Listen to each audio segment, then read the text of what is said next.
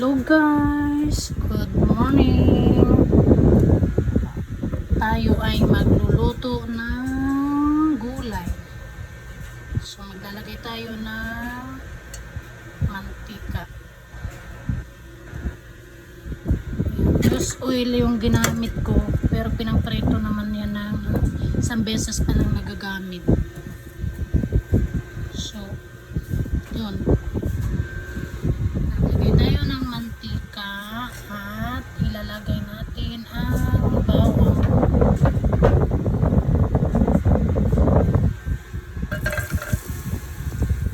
Yan. Ilagay natin ang bawang.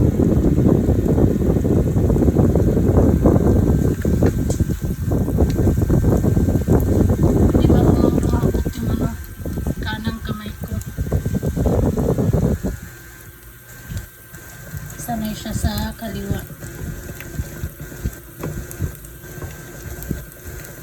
Ayan, igigisa natin ang bawang.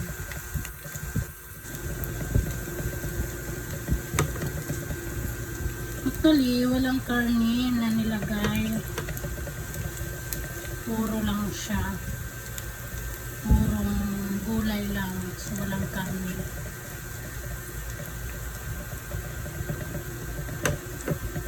Kasi lagi na lang karne. Kaya sabi ko gulay naman. Pero hindi ko lalagyan ng karne. So, lagay natin ang sibuyas. Simpleng luto lang mga palangga. Kasi dito lang naman sa bahay. Ako lang naman ang kakain.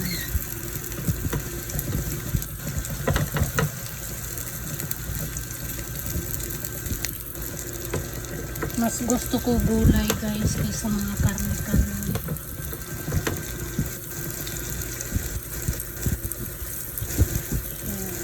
Dahil maggagata tayo ng sitaw, kalabasa.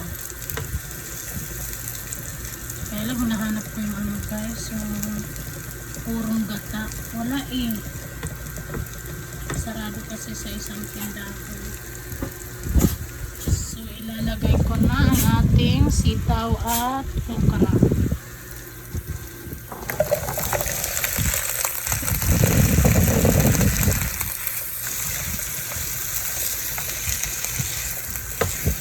Bago natin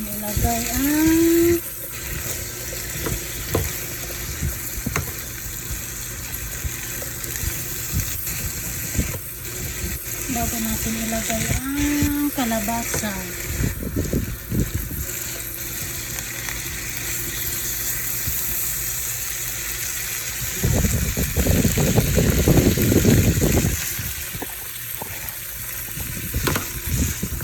Ang ilalagay natin na gata ay Coco Mama. Coco Mama. Hindi to masarap eh. Mas maganda talaga yung purong gata.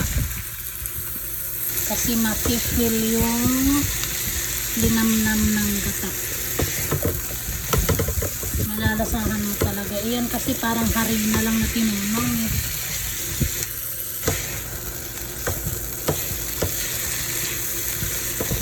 Diba? Parang harina nga na tinunong. Kasi nalapot siya eh.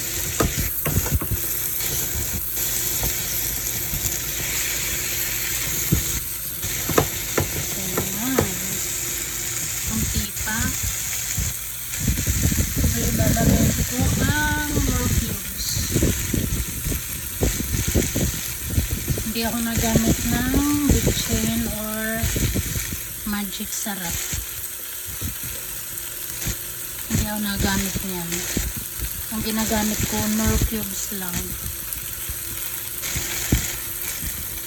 Ayan.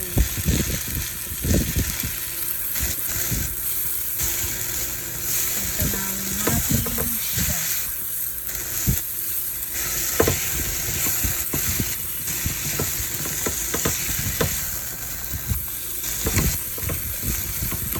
Saka natin ilagay ang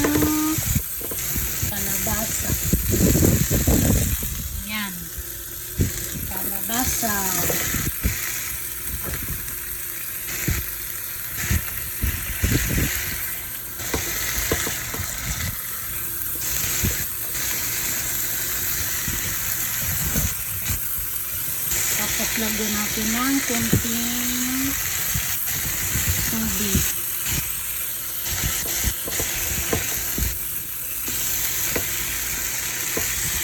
Hindi ako naglagay ng karne guys kasi Lunes hanggang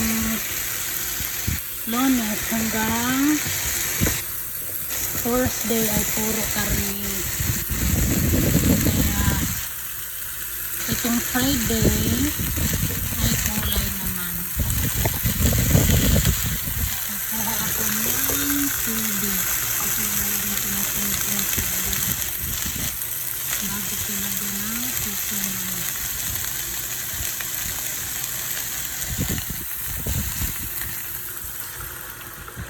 Ayan, para maluto siya.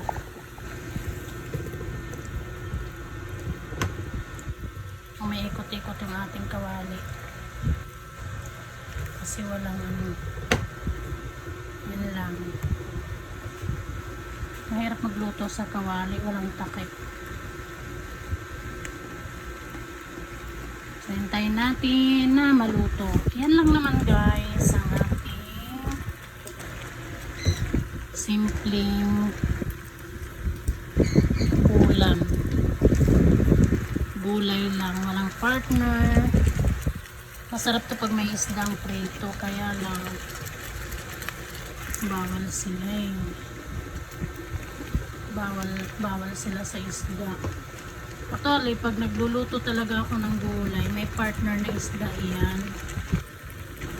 Pritong isda.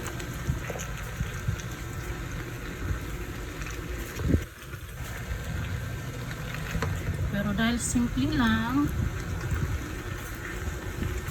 ito lang luto ko. So, yun, maghihintay lang tayo ng konting oras.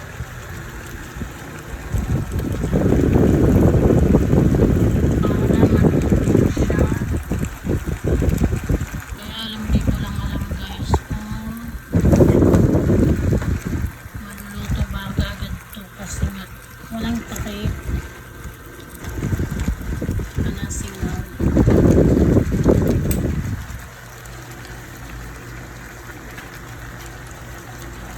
So yan guys ang ating video for today.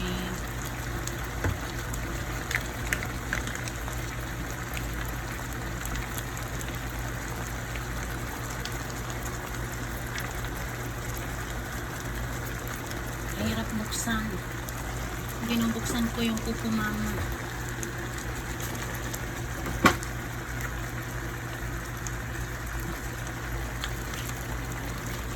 So, sandali lang naman yan maluluto guys kasi gulay lang. Grabe sakit sa ano.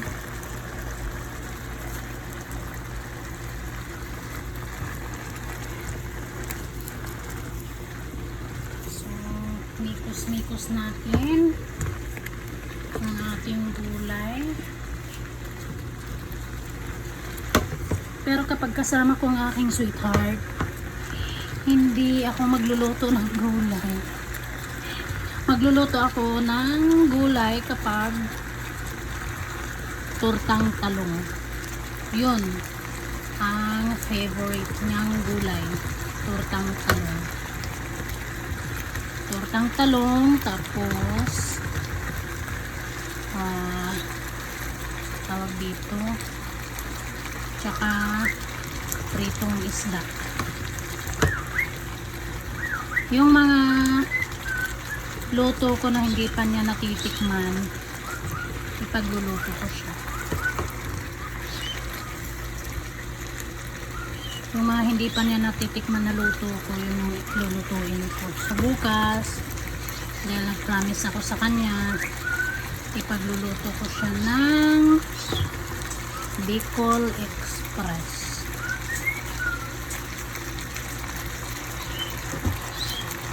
Yun yung lulutuin ko para sa kanya.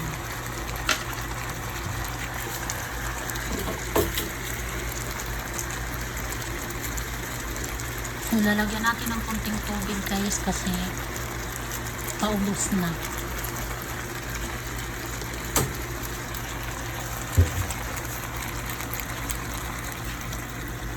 Hindi ko pa tinitikman kung ano yung lasa niya.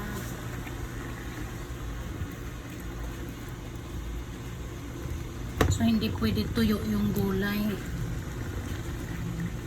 yung matutuyo. So titikman ko kung ano yung lasa niya.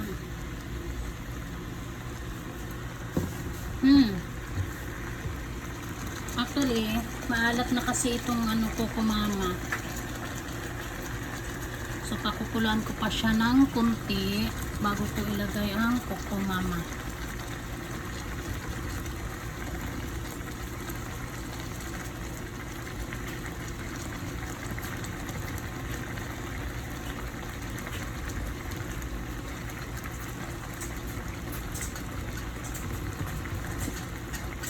Dahil bukas ng gabi ay magkasama kami ng aking sweetheart, ng aking my love.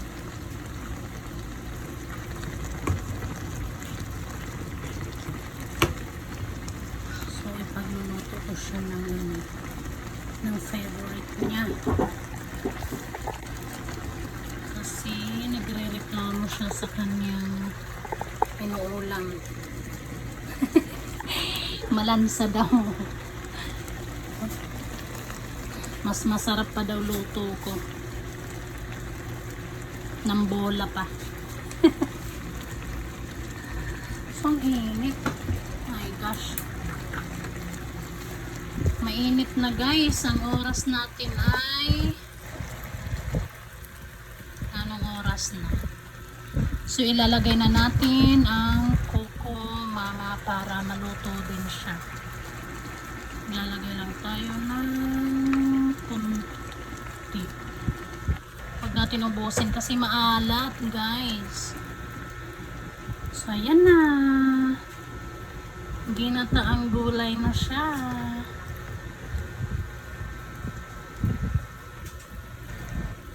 Kunti lang ang ating nilagay na kukumama kasi nga maalat. So hindi pwedeng maalat. So hintayin na lang natin na maluto siya. And then tapos na. Kalabasa na lang ang lulutuin ko dyan. Kasi malambot na yung okra. Tapos yung sitaw. Yan guys, maraming salamat sa inyong panonood ng aking video for today. Salamat guys at please follow, like, and share and subscribe po sa ating YouTube channel. Maraming salamat guys. Bye-bye.